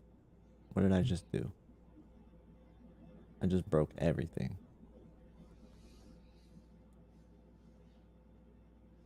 Okay. Hold on. Bear with me.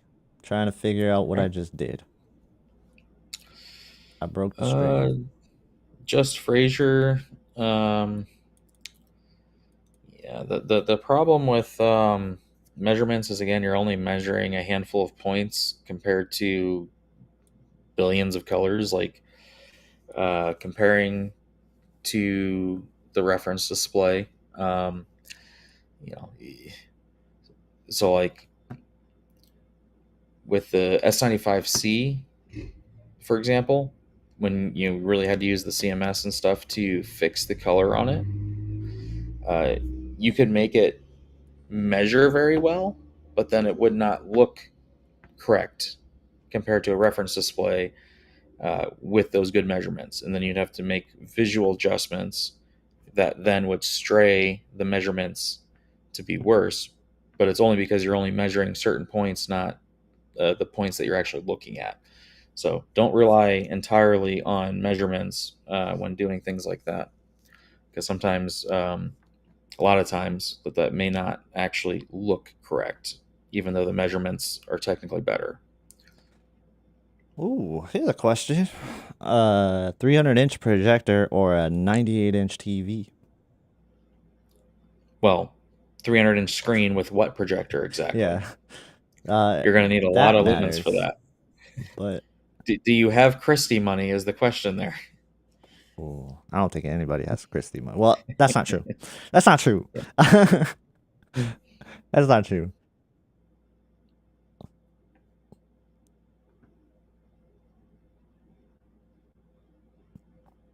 Now, if you were thinking, more reasonable 150-inch projector setup versus a 98-inch TV, I would absolutely take the projector setup.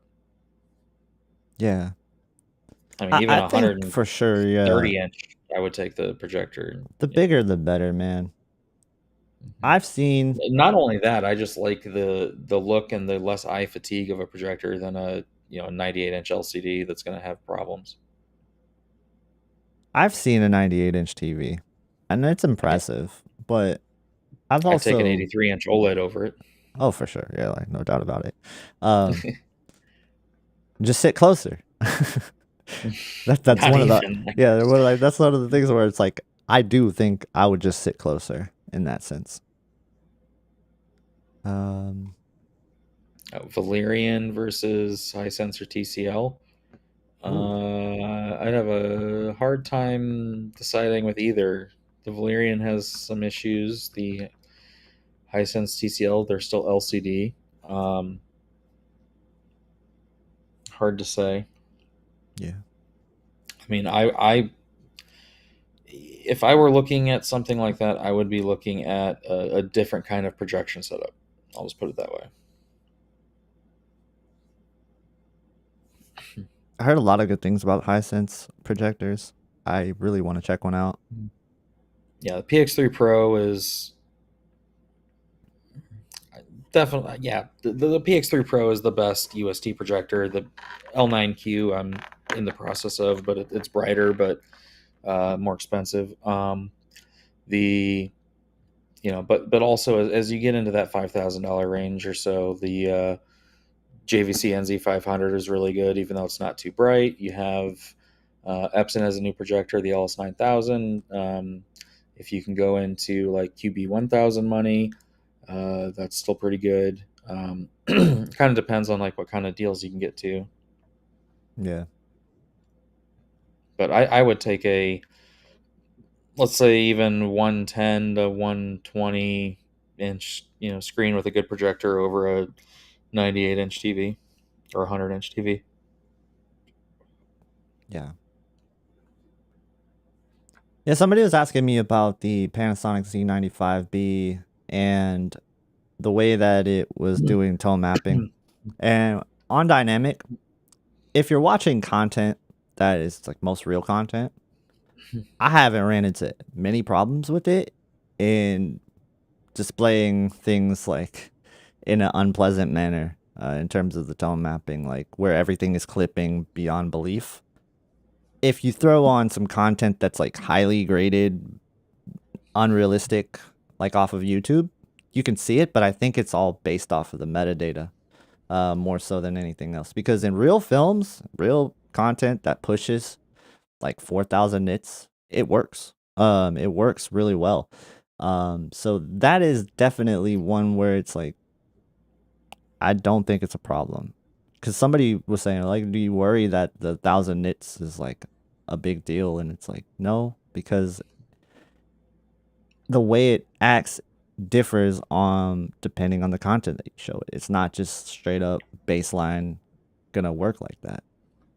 So you just Um, throwing it into clipping mode 2000 is actually making the TV, in my opinion, a little bit worse in a lot of cases because yeah, yeah, because like most of the content is going to be having metadata of 1,000 or less, so it's going to make it dimmer. yeah, If it's in the dynamic mode, the problem with the dynamic mode is not necessarily a problem. It's just it exposes a problem with the way the content is graded. mhm, So if the metadata says it's 1,000 nits, but the content actually goes to 1,500, then the TV is going to go to 1,000 and clip, and anything from 1,000 to 1,500 will be gone. That detail's gone. yeah. That's the problem with it. Thank you for explaining it better than I could. Mhm. Like I was struggling there. I was like, wait a minute. I don't Yeah. really don't know how to put this into words. I know what it does, but I don't know how to tell you about it. So that seems to be a problem, and you helped me a lot with that. So thank you. Um, Hmm. but yeah, I like the Panasonic in that sense, and I don't think it's a problem. Yes, it's a problem in Jennifer Gall's content, but that's it. That's the only time I saw it a problem. That there are some movies that the content is graded that does not match the metadata. That's the problem. Um, Yeah, it's not too often, but it's there. Modern wide, yes, I do calibrate projectors, and for around a $4,000 budget, I would look at the PX3 Pro from Hisense. Um, you should be able to get a good screen and the projector for that. yeah. Let's see. And you can also email me about that as well. For sure. Hit up Classy. And buy his TV. Somebody buy his TV, please. Somebody buy this man's TV. I mean, I don't want to sell it, but I I kind of know. have to sell it. I know that. I'd buy it. Like, that's the thing. I would actually buy your TV. I want an 83-inch OLED so bad. I don't know if I have space for it. I think if I was in your situation or near you, I would buy it though. For sure. Especially knowing you would calibrate it for me. Yep. Yeah, and it's got good uniformity. That's like the biggest reason I don't want to give it up. Yeah, in the future, I don't know when, but in the future, I'm going to do a video where Classy comes to my house and calibrates all my TVs and makes fun of all my TV settings and just roasts my TV settings. He makes it like has a grading list. Well, I mean, a lot of your settings are what I've recommended anyway. No, I know that. That's true. It's crazy how much we've both kind of changed since we started YouTube. Like, you've always definitely been more reference, but I was not. I was a little bit reference in some sense, but like I would always push brightness more. I was more of a brightness preferred kind of guy, like an active tone mapping kind of guy.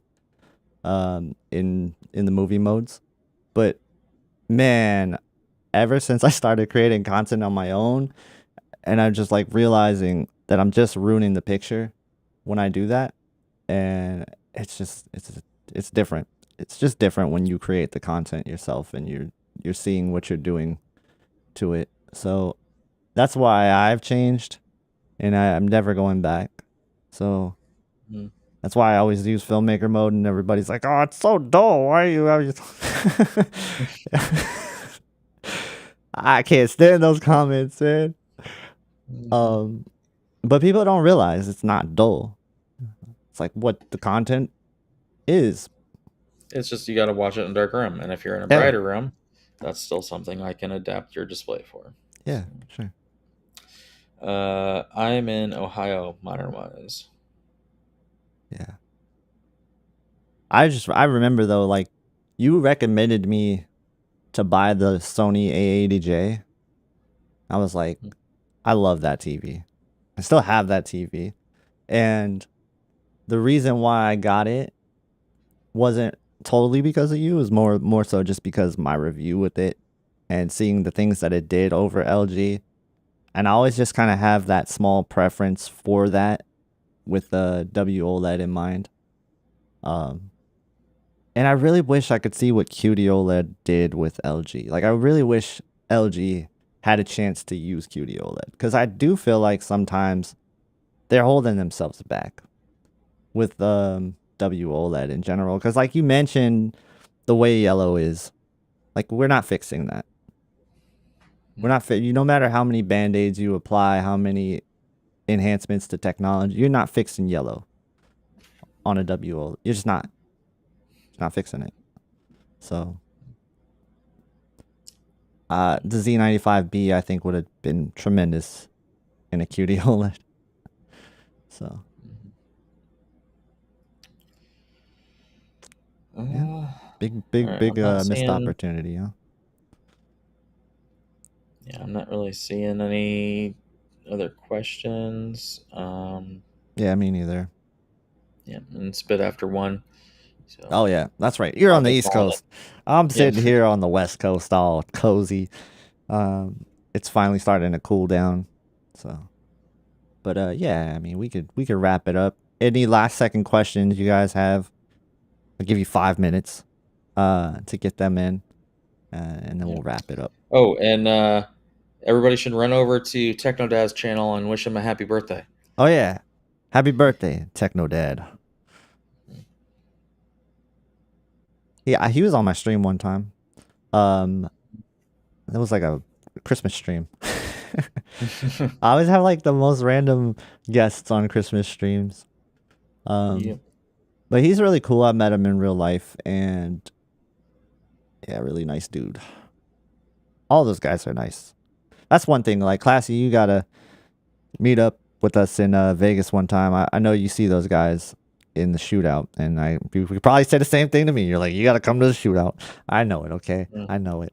But yeah, we're gonna get you out to Vegas for sure. One of these years. You know, I'm probably planning, or I'm probably going to go to Cedia next month. So, Oh, okay. Yeah. whether or not I cover anything, that's a different story, but I at least want to go. Yeah, that'd be So cool.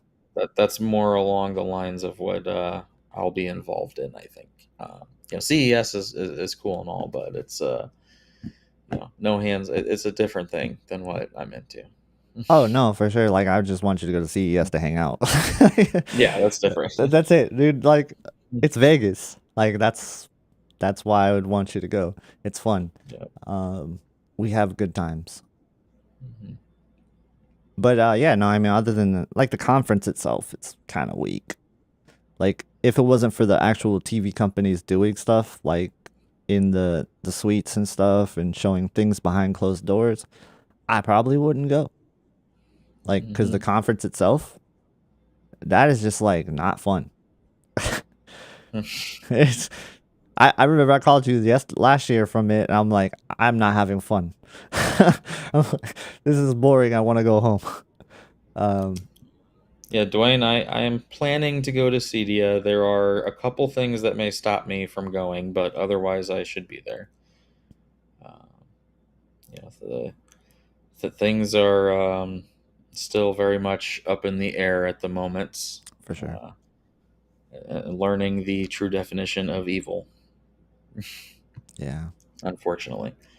So, but otherwise, I hope to be there. Yep. All right. Well, that I think wraps it up for the questions, and I think we covered about everything, every TV, Yeah. and we went pretty long, 2 hours. Good amount of Yep. time. So that was So, fun, and we'll do more like this later in the future. A little more yeah. structured, a little more timing Uh, based. I mean, Maybe, yeah. Maybe you just call me and be like, "Hey, let's stream." All right, cool. Let's do it. Yep. I'm Yeah, cool it's with it. probably going to be more of that. Okay. I hope to have my office set up in a few weeks, but we'll see what happens. Yeah, and then maybe we'll get more guests on. You know, Hmm. get some guests on with us. So, The and more the I should merrier. have some actual content coming by the end of the month, hopefully. Yeah, we're So, still waiting for that S85F review. sure you are. I am. I don't know. I get people asking me about it all the time. They're like, hey, where's Classy's review on the S85F? Oh, I'm like, well, again, I I don't don't know. really do reviews anymore. I'll do settings videos and I'll do general discussions, but I don't really do reviews because like True. too much stuff is changing in firmware over time, and just like reviews are kind of like an old way of doing things that just doesn't hold up anymore, in my opinion. And plus, if I look at my analytics, my reviews are always at the bottom. So, it's Yeah. I guess yeah, I'm just gonna focus on other things. Yep. Yeah. So, Oh, I'm all blocking this so everybody like can't even see it's in vivid and dynamic mode. I swear, I don't just use this all the time. It's just for this one part of the comparison. But yeah, no, it was fun. Thank you for hanging out, Classy. Thanks to chat for streaming with us this late. I mhm. really appreciate everybody. Have a good night, everybody. Thank you. Check out Classy's channel. I linked it in the description. And also email him for consultation if you are looking for any help on your TV. He can walk you through it for sure. He knows the ins and outs of the service menus. He knows how to get what is it called? The global dimming. What is it? GSR disabled. Is that Right, is that that's a for thing LG. anymore? Yeah, that's what I'm saying. Like I mean, it kind of is, in but, general, like for TVs, like you got that the sauce. You've or got the ASBL. sauce. Yeah, you've got the secret sauce. So hit up Classy, and he'll definitely help you out with that. So, all right, guys, Uh, take it easy. and Oh real wait, quick, someone asked how much for the 83 G4. Roughly 3,500 delivered, depending on where you live, yep. and that includes setup, helping you set it up, calibrate it, and everything. So, He'll even sign it for you. So I don't know about that. You don't want to sign it? That'll decrease the value. That's true. Yeah, you probably don't want to sign TV. All right. Later, guys. Yep, and again, check out Caleb's GoFundMe if you want. Oh yeah, for sure. I'm gonna link that again. But hopefully I have it linked. Okay, yep. There you go. So there you go. Check it out. Help him out if you can. Thank you guys so much for watching, and we'll see you next time. Peace. See ya. Later.